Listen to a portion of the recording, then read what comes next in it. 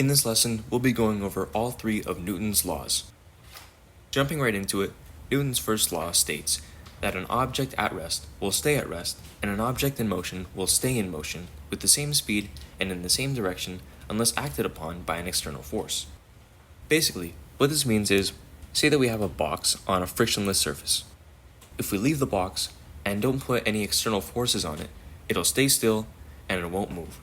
That is until we apply a force, in which on a frictionless surface, upon the box being pushed, the box would reach a speed and it would keep that speed forever. Now obviously this can only be done theoretically, as pretty much every surface has friction and will always outweigh any applied force, bringing all motion to a stop. So looking at this box on a surface with friction, if we were to apply a force, it would first beat the force of friction, as it's accelerating when someone's pushing it. But as soon as someone stops applying a force, the friction takes over, starts slowing the box down, and will eventually bring it to a stop. Newton's first law can also be referred to as the law of inertia. Here's one more thing that I find interesting about Newton's first law and inertia. Say you were in your backyard and you were jumping on a trampoline. Obviously, you jump up, you come down, and then you jump up and down again. However, when you're doing this, you're not actually moving and you're just bouncing on the same place. But what if, instead of just being on the ground in your backyard, had wheels attached to the bottom and was starting to be pulled by a truck? If you were on this trampoline and you suddenly decided to start jumping up and down as you would in the trampoline in your backyard, it would be common knowledge that when the truck starts to move and then you jump up, the truck and the trampoline will continue to move forward and you will just simply land on the ground beneath you. However, that can't be further from the truth. Say you did jump, you would land exactly where you left, and you can continue jumping as if it were no different from you jumping on the trampoline in your backyard. Say that this truck was moving at 10 kilometers an hour. When you jump, for that split second that you're in the air, you are still going at 10 kilometers an hour, as you were when you were just standing on the trampoline while the car was moving. And so that speed stays with you long enough so that you can land back down on the trampoline and continue to bounce on it like normal. If you don't believe me, here is a video showing this exact situation.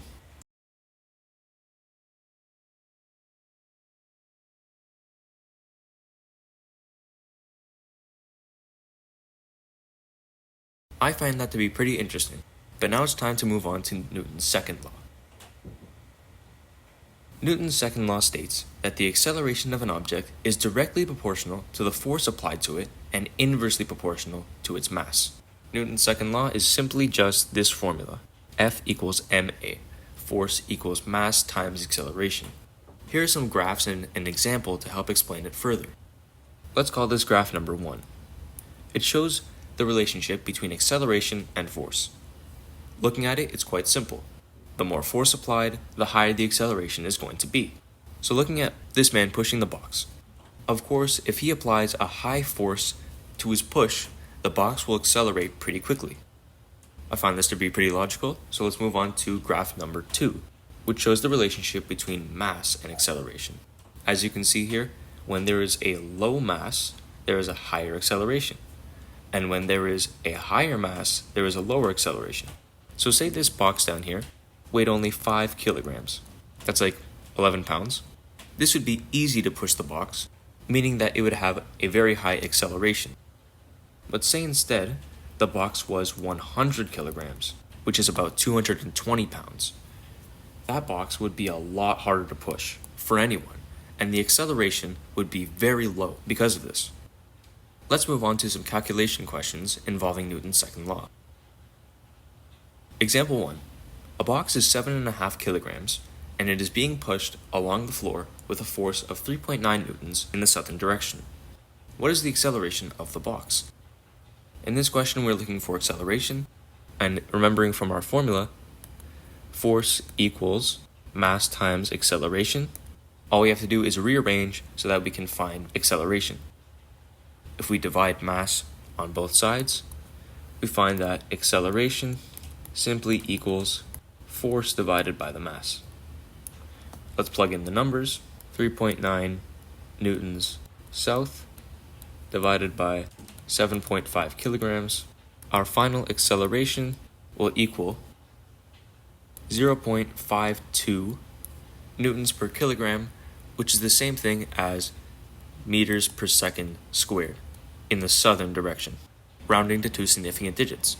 Let's move on to another question. Example 2. A man is rowing on his canoe applying a force of 550 newtons east.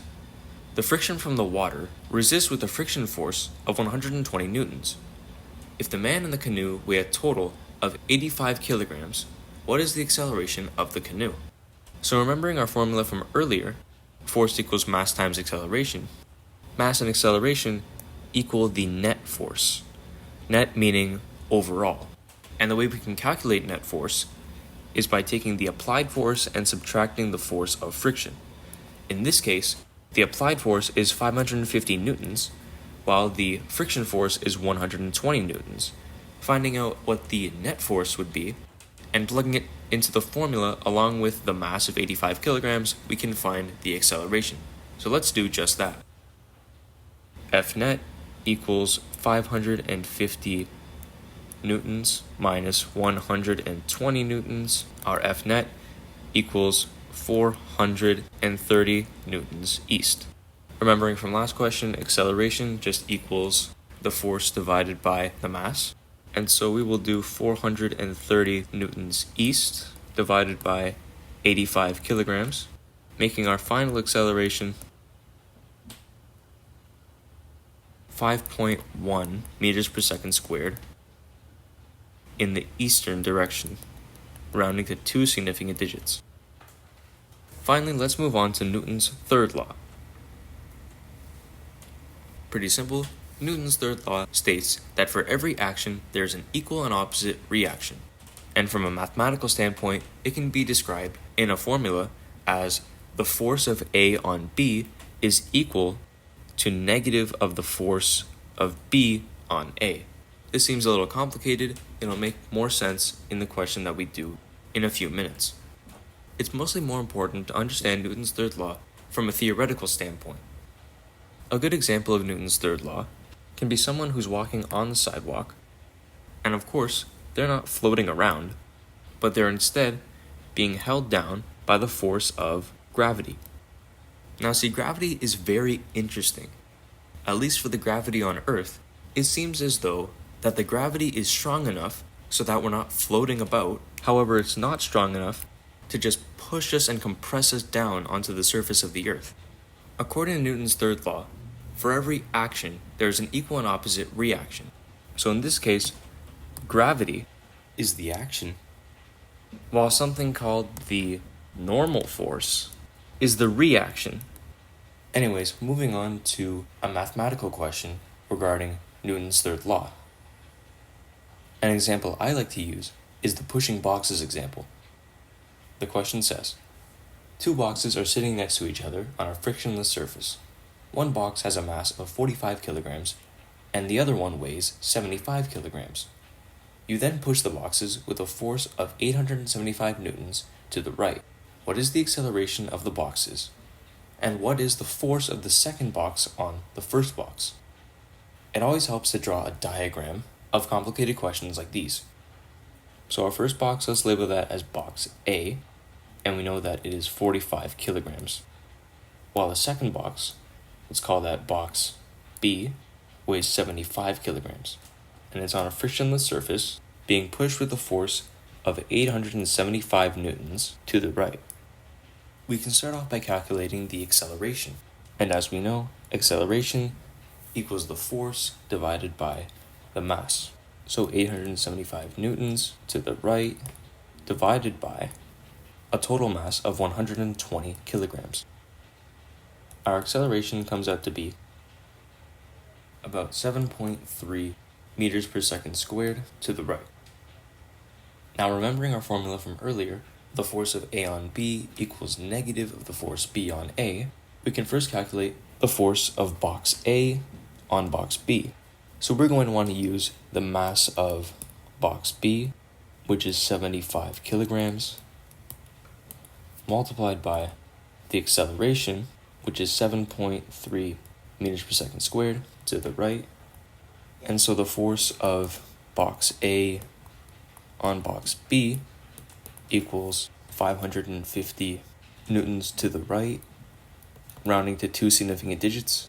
And if we remember, the force of A on B equals negative of the force of B on A. And so for our final answer, the force of box B on box A equals 550 newtons to the left, seeing as it is negative, meaning that it is in the exact opposite direction. If you've made it this far into the video, chances are you're learning a lot and enjoy the content. So if you don't mind, consider subscribing and dropping a like on this video, as it shows me that you like what you see, which helps me post more videos. Anyways, that's it for now. I wish you well and hope you have a good day.